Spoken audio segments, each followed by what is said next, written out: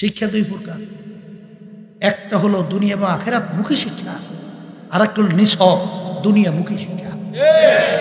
নিছক দুনিয়ামুখী শিক্ষার মাধ্যমে 100 জন মানুষের ভিতরে যেই শিক্ষার সঙ্গে দিনী শিক্ষা মিশ্রণ থাকবে না, এই 100 জন মানুষের ভিতরে 100 জন মানুষ পশু হয়, কুত্তার চেয়েও খারাপ হয়, শুয়ারের চেয়েও খারাপ হয়। বলে হুজুর তা কেন? আচ্ছা বলেন তো, বাংলাদেশ চালাইতে আছে এমপি মন্ত্রীরা না? কথা কয় না, এমপি মন্ত্রী না? আচ্ছা, এই আমাদের বাংলাদেশের এমপি মন্ত্রী সব ফেরেশতা না? আসতে কয় ফেরেশতা তো। আচ্ছা, তাহলে এরা কি বিভিন্ন কায়দায় জনগণের সম্পদ, সরকারের সম্পদকে লুটপাট করার ইতিহাস আছে? আছে আছে আছে না? আছে। আচ্ছা বাজানদেরকে বলেন তো, এই জনগণের সম্পদ টাকা লুট করা, এই বাংলাদেশ টাকা পাচার করে বিদেশে কানাডা সহ বিভিন্ন জায়গায় বেগম পাড়া তৈরি করা, এটা কি মানুষের কাজ না মানুষের কাজ? হ্যাঁ, তা যারা কাজটা করছে সব মূর্খ না শিক্ষিত? আসতে পারে, তারা যে কোনো শিক্ষায় শিক্ষিত হয়েছে না? তাহলে এই শিক্ষিত মানুষগুলো সব দিনই শিক্ষা দাওর হাদিস পাস? হ্যাঁ, মুফতি মুহাদ্দিস? তাহলে এরা যে কোনো শিক্ষায় শিক্ষিত হয়েছে তো? ওই শিক্ষা গ্রামে একটা কথা শুনছিলাম, প্রবাদ ভাই, বাপ মা বলে ভূত বানায়, ওস্তাদে বলে ফুট বানায়। বুঝছেন তো, ওস্তাদে ফুট বানায়, বুঝেন নাই? অর্থাৎ ভূতের শিক্ষার মাধ্যমে ফুট বানায়। এখন শিক্ষার মাধ্যমে আর পুত হয় না ভূত হয়? ও ভূত হইছে। জনগণের টাকা মারা, এটা কিসের ভূত? কিসের ভূত? সবচেয়ে কুলাঙ্গা। এই জন্য আমার বাজানদেরকে বলো, পর্দারে মামনদেরকে বলবো, এদের সাথে দিনই কোনো শিক্ষা শিক্ষিত কোনো মিশ্রণ আছে? বর্তমানে কিন্তু আছে। তারা কিন্তু আমাদের এই কথাবার্তা এগুলো কিন্তু কোনো গুরুত্ব দেবে না, বরঞ্চ আমাদের কথাগুলো শুনলে বরঞ্চ বলতে চায় হুজুর রে এই দেশটারে খাইল। বুঝছে? আবার একদল ভাই নিয়েছে হুজুর এই সমাজের বোঝা, নাউজুবিল্লাহ করে মানে বোঝা না সরাইলে হেরা হালকা হয়, এই জন্য হুজুরকে কেমনে সরাইতে হবে বিভিন্ন নীল নকশা পরিকল্পনা, ঠিক কিনা? আমার বাজানদেরকে বলো, দিয়েছে হুজুরে দেশটারে খাইছে না তোরা খাইছো? হুজুরে দেশ খাইছে বেটা, খাইছো তোমরা। প্রেসিডেন্ট থেকে শুরু করে এলাকার চৌকিদার পর্যন্ত কোথায় কোনো দায়িত্ব হুজুররা নাই, সব খাজুরেরা। তাহলে দেশ হাজুরেরা খাইয়া দোষ দেয় হুজুর গো, এইটা একটা কথা মেয়া। হ্যাঁ, দেশ খাইছে খাজুরেরা, ঠিক কিনা? তাও আবার খাইয়া যোগাযোগ করছে। আমরা বরিশালকে যোগাযোগ নাই কিছু, কথা বলছেন? এখন দেন না রেমিডেন্স সহ অবস্থা কি পর্যায়ে পড়ছে, খাইয়ে যোগাযোগ করছে না? আল্লাহ মাফ করুক, আমাদের দেশকে আল্লাহ হেফাজত করুক। তো মাহফিলে যাই, তাই মাঝে মাঝে এক মসজিদের ভিতরে এক আল্লাহর বান্দা, তার সঙ্গে দেখা হয়, কয়েকবার দেখা হয়েছে। আমরা যাওয়ার পরে আমাদেরকে খুব খেদমত করে, খুব বড় ধনী মানুষ, পরিবার সব সহ থাকে আমেরিকায়। আমি জিজ্ঞেস করলাম আপনার ছেলে সন্তান কয়জন? তা মেয়ে কয়জন বলছে মনে নাই, বলছে ছেলে 2 জন। ছেলে 2 জন কই?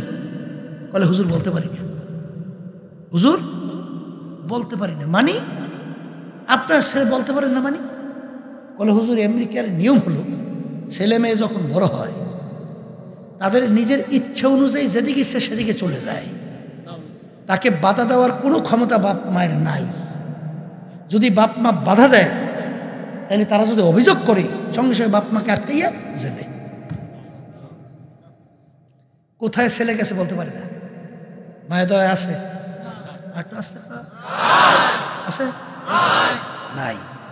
এরপরে ওদের মায়া দয়া বলতে কিছু আছে? দেখেন, ওই নিয়মে যারা বড় হয়েছে, ওই ঘেরানে ঘেরানে যারা নিজের জীবন তৈরি করছে, ওদের ভিতরে মায়া মমতা কিছু আছে?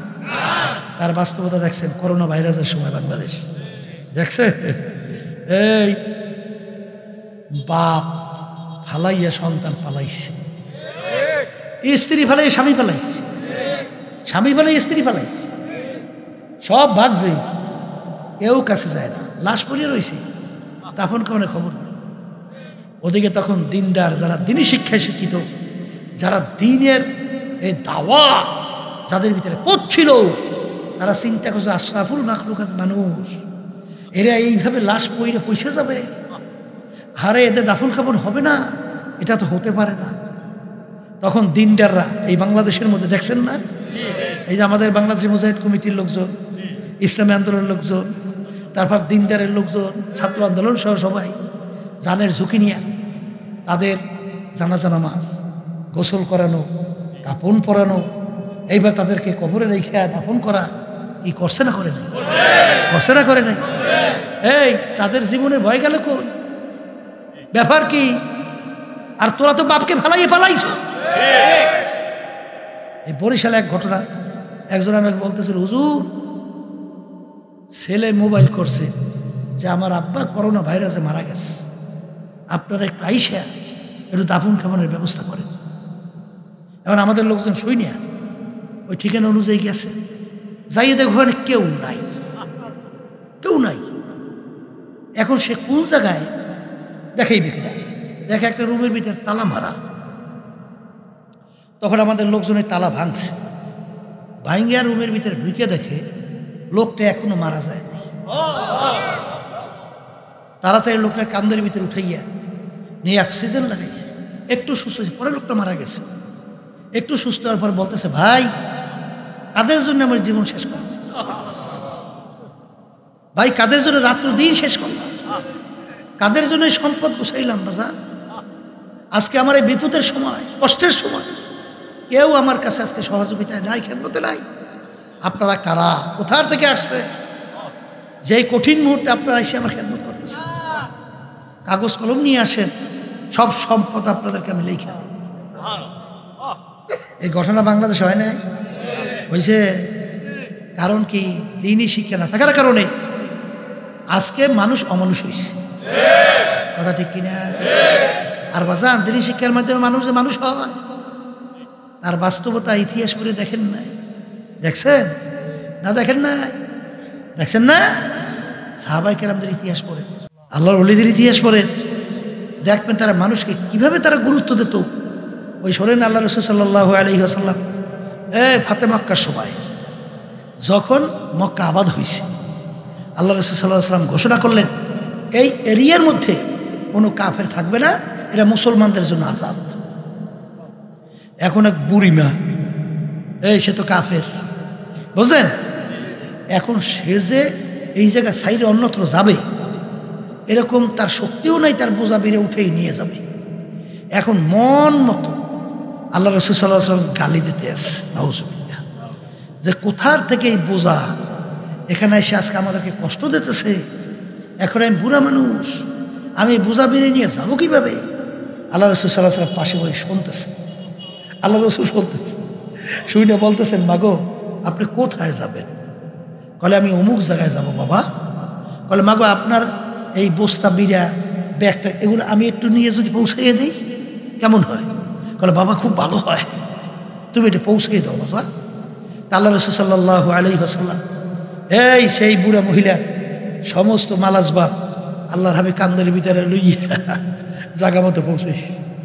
পৌঁছানোর পরে বলতেছে, বাবা তোমার মতো এত ভালো মানুষ যদি আজকে সমাজের নেতৃত্বে থাকে তা আজকে সমাজ বেহেশতে একটা পরিবেশ তৈরি হতো।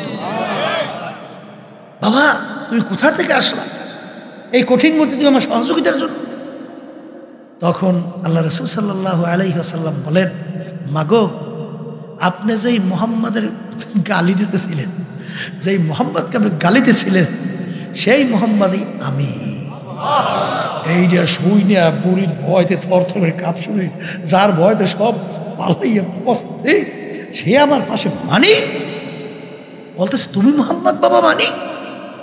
বলে মাগো আমার ব্যাপারে কাফেররা আপনার কাছে ভুল তথ্য, ভুল মিথ্যা, আজকে মুসলমানদের বিরুদ্ধে মিথ্যা ইতিহাস শিখে সিলেবাসে ঢুকাইছে না? কথা কয় না? কথা কয় না? সব মিথ্যা।